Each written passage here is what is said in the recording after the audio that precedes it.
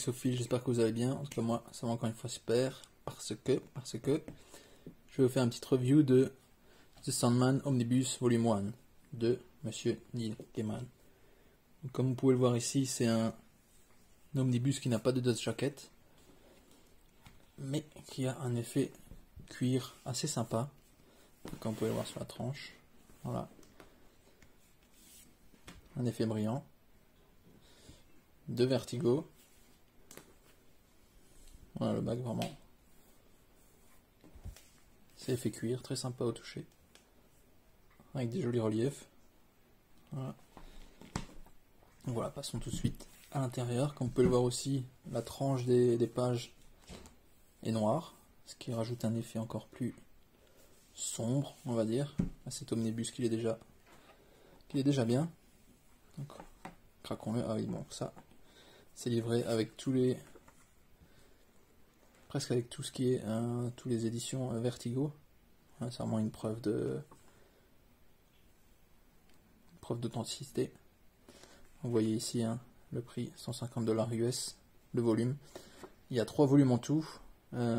Aujourd'hui je vous fais que la revue du numéro 1 parce que je n'ai pas encore lu les deux autres, mais ils ont tous le même style. Ils sont tous en reliure effet cuir et avec la tranche effet noir. Mais je dois vous dire que j'ai vraiment très apprécié cette lecture. Ce passage est très sympa aussi, j'en parle plus tard. Ce qui est assez sympa, c'est que c'est assez diversifié. Il y a pas vraiment, enfin il y a une file, enfin il y a une trame d'histoire, je vais dire. Mais vous pouvez jumper d'une histoire à l'autre, même si vous n'avez pas lu le précédent. Il y a quelques éléments que vous allez louper, mais c'est tout à fait compréhensible. Bon là c'est voilà déjà un joli passage, pardon. Je n'ai pas fait trop de mal.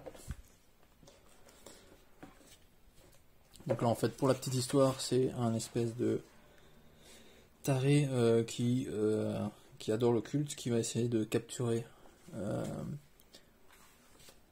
la mort. Manque de bol, elle va se tromper, enfin il va se tromper. Alors est-ce que j'arrive à le voir? Non là. Bon, ça va se faire sur plusieurs générations. Hein.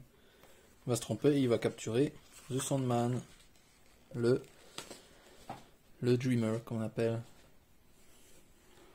Le seigneur des rêves, quoi, en gros. Et bon, je crois qu'il va être maintenu prisonnier pendant à peu près 70 ans. Voilà, ici dans l'espèce de bulle, complètement nu. Mais bon, il ne fait qu'attendre, il ne dit rien. Il y aura plein de problèmes, on va dire, au niveau des rêves. Il y a des personnes qui vont se mettre à dormir indéfiniment, et d'autres qui ne rêveront plus. Donc ils ont foutu pas mal de bordel quand même. Au final, The Sandman, il va réussir à s'échapper. Voilà, c'est quand même assez... Voilà, c'est pas... On peut le voir ici, déjà c'est du Vertigo, donc c'est pas pour les enfants. Ici on voit les stylés de dessin. Ça fait pas dans la dentelle. Donc, je déconseille aux petits. Donc là, vous allez voir Sandman, toujours un effet très... la peau toujours très blanche, hein, dans des tons très noirs, avec sa jolie robe ici. Assez sympa.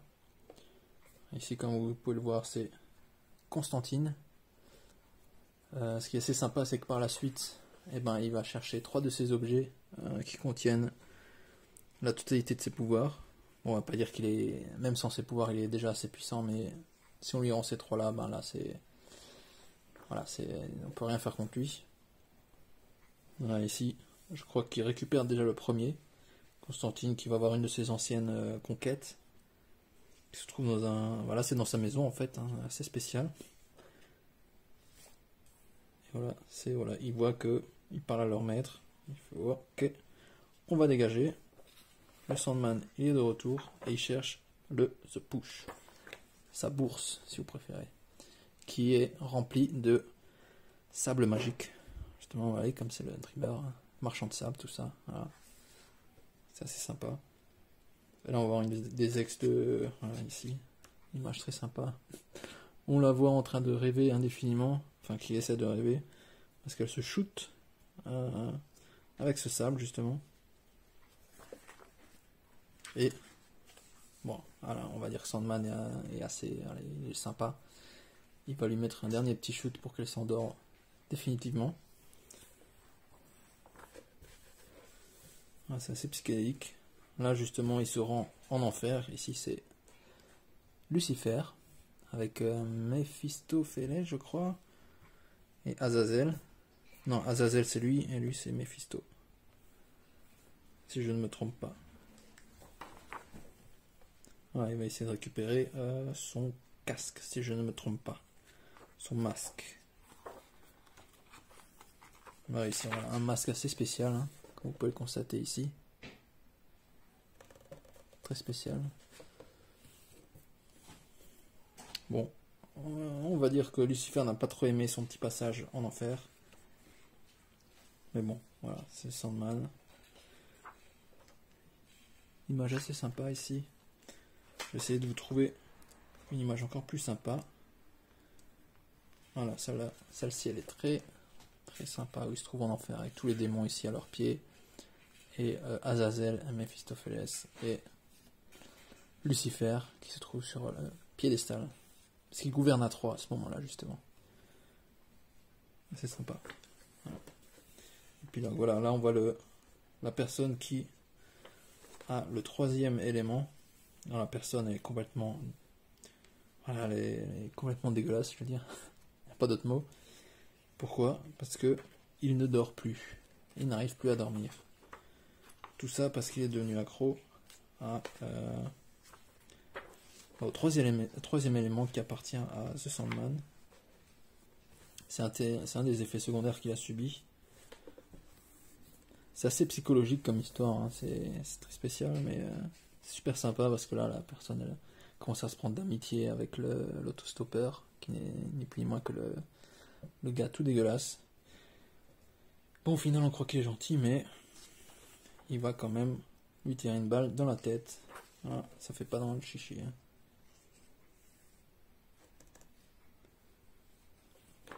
Ici, on voit, voilà, ça c'est le troisième, c'est le pendentif, justement, qui contient une partie de l'âme de Sandman, si je ne fais pas erreur. Et là, lui, il va se retrouver dans un drive-in qui va complètement faire partir en latte toutes les personnes autour. Ils vont devenir complètement tarés à cause de ce pendentif, justement. C'est lui qui contrôle justement le pendentif, mais il va les faire partir en cacahuète. Voilà, allez, pourquoi pas, bien. On se plante un clou dans la main pour essayer. Enfin voilà, voilà. Et au final, ils vont tous être morts, à part lui. Bon, Sandman arrive au final à récupérer quand même son pendentif. Parce que voilà, il le rend quand même fou, il est quand même assez puissant, hein, Sandman, faut pas jouer au con avec lui, je vais dire. Il croyait qu'il l'avait tué, mais non. Parce que t'es dans son rêve, donc t'es mort, voilà, c'est tout. Là, c'est un passage assez sympa, c'est un passage avec sa sœur ici, qui n'est autre que la mort. Donc ça c'est marrant, comme elle vient chercher les personnes, elle leur dit juste coucou, ça va, ouais, tranquille, allez, viens, on s'en va. Parce que t'es mort là, voilà, elle vient chercher un vieux violoniste qui est sur le point de mourir. Hop, on va l'allonger là, et on voit ici, on voit son âme qui va être dirigée par sa sœur. Voilà, là c'est quand même assez... je dirais pas déroutant, mais c'est quand même assez... faut pas avoir le cœur bien accroché, parce que là c'est... elle vient chercher un petit bébé, voilà, sa mère revient, et elle le voit mort. Voilà. Assez tragique. Comme je vous ai dit, Sandman ne fait pas dans la dentelle. Ici, voilà, ici ils vont raconter, voilà, c'est Sandman justement là. Et ils vont raconter l'histoire où il va rencontrer l'amour en fait. Et vu qu'elle ne va pas vouloir gouverner avec lui, il va la bannir en enfer. Il va la punir en fait. Ce qui est assez dégueulasse parce que voilà, elle n'a rien demandé. Mais vous verrez par la suite, à la fin de cet omnibus, qui va vouloir la libérer. 10 000 ans après, rien que ça. Mais bon, ça c'était encore une autre histoire. Voilà, là c'était une personne, je crois, qui avait subi les effets secondaires de la disparition de Sandman. elle s'était mise à dormir indéfiniment. Et là c'est sa petite fille je crois, et son petit-fils. Son petit-fils a été affecté par des... son esprit a été affecté par des démons qui se trouvaient justement dans le royaume de Sandman. Qui est parti en perdition, qui a dépéri pendant ses 70 ans d'absence. Bon, bien sûr, il va récupérer ces 2 démons et puis il va les renvoyer chez eux. Là, ça c'est sympa aussi parce qu'il va rencontrer une personne qui était... comment dire ça, qui se plaignait tout le temps, qui disait que si elle était immortelle, voilà, elle pourrait faire plein de choses et tout. Et là, justement, lui, je crois qu'il va demander à sa sœur de lui donner l'immortalité. Parce que c'est elle, justement, qui vient chercher les morts. Et il va les rencontrer, on va voir qu'il va le rencontrer au fil des âges, qui vont avoir des conversations, et il va ni plus ni moins que devenir son ami. Alors que Sandman dit que non, il n'a pas d'amis. Mais au final, il n'a cherché qu'un ami. C'est pour ça qu'il a fait ça, parce que lui-même est immortel. Donc voilà, il se sentait un peu seul. Ici, c'est une convention assez sympa. Convention sur le meurtre. C'est complètement what the fuck. Et voilà, il s'amuse comme ça. Tuer des gens pour le fun. C'est durant une convention, hein, justement. Ils sont toutes ces personnes-là sont des tueurs. Je dirais pas professionnels, mais ils sont tous des tueurs. Et lui, justement, c'est encore une personne qui s'est échappée du royaume de Sandman. Et c'est le... Comment on appelle ça? Voilà, il a des dents à la place des yeux. Je sais pas comment il fait pour voir. Bon. Passons.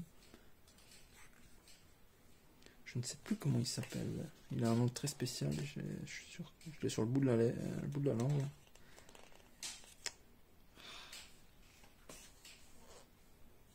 Ça va me revenir.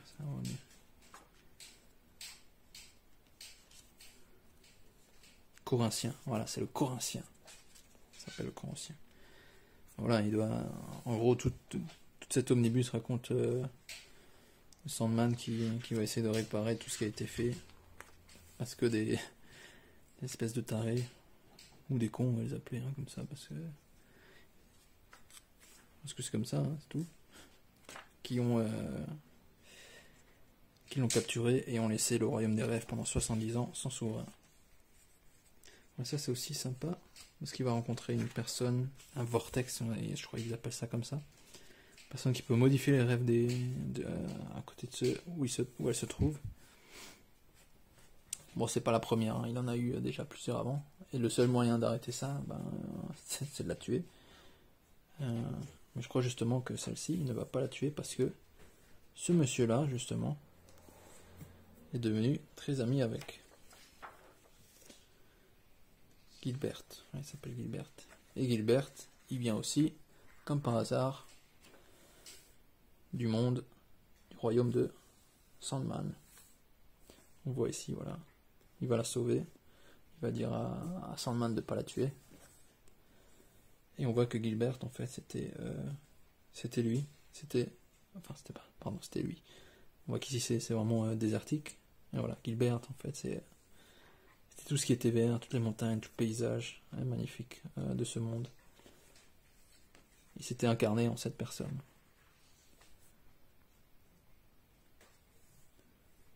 Et là, justement, si je me trompe pas, attention, il y a un saint qui va sortir.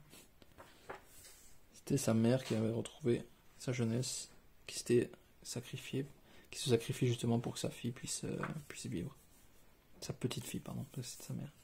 Voilà, c'est un passage assez aussi pas dérangeant, mais voilà, c'est ni plus moins qu'un viol ici.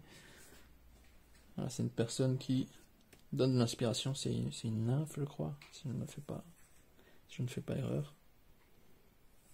Donc voilà, c'est un écrivain qui est devenu célèbre et qui l'a passé à un autre, justement, pour une certaine somme d'argent.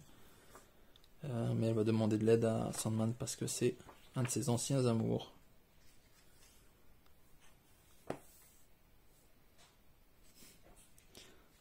Ça c'est sympa aussi. C'est comme si c'était un what if en fait. Et si le monde des chats gouvernait le monde des humains, c'est sympa. Et si Sandman en mode chat. Voilà. Ils peuvent toujours rêver, hein.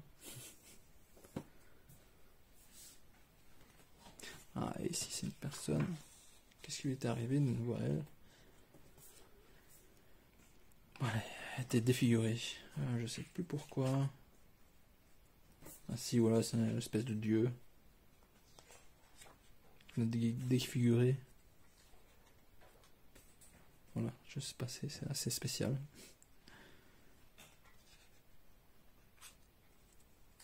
C'est un passage avec la sœur de Sandman. Voilà, sur la fin. Alors, le dieu du soleil, en fait, c'est lui. Elle lui demande justement de la libérer.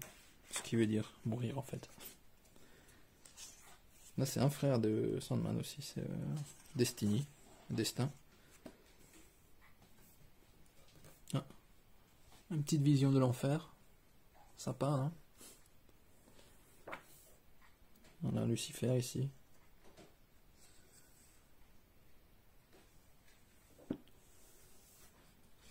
Lucifer voilà, qui va se faire arracher les ailes, comme dans la série, vous allez me dire. Ah, et là c'est Mazikin, comme dans la série, voilà. La moitié du visage défiguré.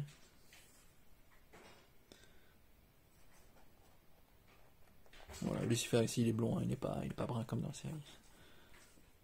Joli baiser. Et voilà, il va demander à Sandman de lui arracher les ailes et il va lui donner les clés de l'enfer. Et autant vous dire que Sandman n'est pas dans la merde. Cette petite histoire elle est assez sympa aussi, mais assez déroutante. Parce qu'au final il y a beaucoup de fantômes, il y a beaucoup d'esprits, voilà, c'est les esprits des personnes passées dans une école.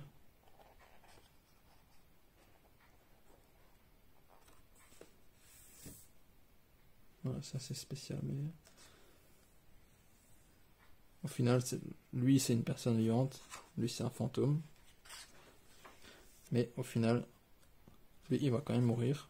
Voilà, il va se retrouver dans le grenier, il a froid et tout, et puis là, ils se retrouvent tous les deux ensemble, aérés sur Terre. Mais voilà, parce que c'est le seul être humain qui se trouve dans cette classe, à part ça, que des fantômes avec bon, la doyenne et le doyen, je crois, ils sont aussi humains, mais c'est tout. Ah là, c'est aussi sympa, là. Devinez qui c'est. Attendez, je vais lui donner un petit indice si je trouve.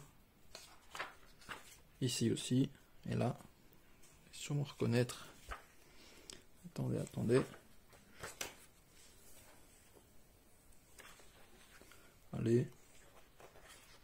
Voilà, autant vous dire qu'il y a beaucoup de dieux, des anges aussi qui arrivent. Parce qu'ils veulent tous se disputer les clés de l'enfer. Voilà, ça, je dis avant, Ragnarok.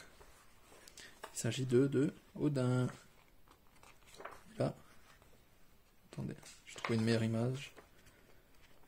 Non, j'en ai une qui vient quelque part plus loin. Enfin voilà, il va voir plein de personnes. Parce qu'il veut pas justement garder les clés.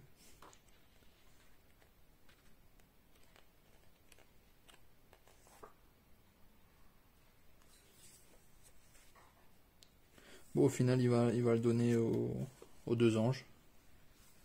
Ça, c'est à eux ce sera à eux de gérer l'enfer. Il y aura quand même eu pas mal de discussions. Bon, les deux personnages que je vous ai montré avant, là, lui c'est Thor, et lui c'est Loki. Voilà. Voilà, vous voyez. Loki, Odin, Thor. Super baraqué avec son tout petit marteau ici. Tout petit.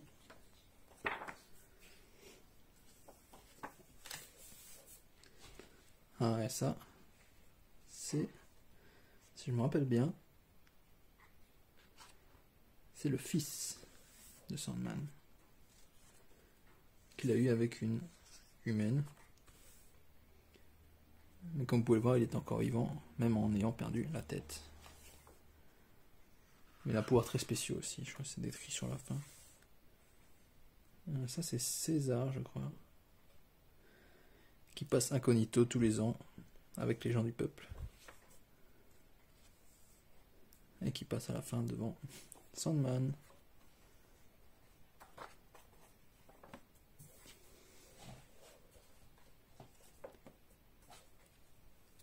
Voilà, c'est une histoire encore avec une personne qui fait sortir ses rêves en fait. Ah voilà, ça c'est un espèce de gros chien qui se trouve être dans les rêves de cette personne. Et il se retrouve dans le monde réel. Et il va se passer plein de choses.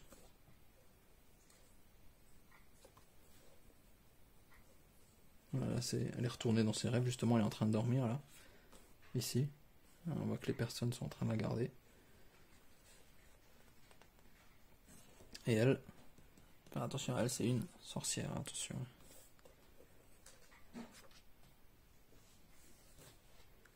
Ils vont tous se retrouver dans le monde des rêves, un monde féerique, genre Alice au pays des merveilles, mais où il y a beaucoup de meurtres et de sang. Comme je vous ai dit, c'est pas pour les enfants là. On voit le pauvre petit singe qui est pendu.